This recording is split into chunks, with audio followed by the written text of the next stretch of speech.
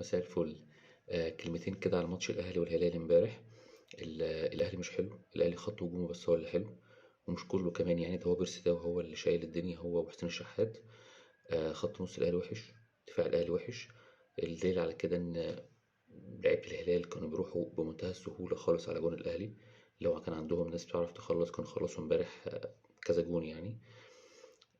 فلازم يعني لو الاهلي عايز يكمل في البطوله، كولر لازم يشوف حل الخط النص والدفاع. والهجوم برضه في أحمد عبد القادر. أحمد عبد القادر عنده مشكلة إن هو آه لو مرقصش الناس هتعيبه أو يعني هيلوموه يعني لو مرقصش. لأ، لازم حد يقعد معاه يتكلم معاه يشوف إمتى يرقص إمتى ما يرقص. والأهم من ده كله لما يرقص هيعمل إيه. يعني هو بيرقص وبعدين يشوف هيعمل إيه. عكس بيرسي تاو، بيرسي تاو قبل ما يرقص بيبقى شايف مين جاي هنا مين رايح هنا هيلعب الكورة ازاي. لكن عبد القادر ما عندوش خالص الحتة دي، هو يرقص وبعدين ربنا يسهل.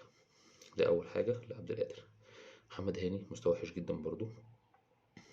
خط نص الأهلي عمرو السولية مش حلو، دفاع الأهلي برضو كله مش حلو.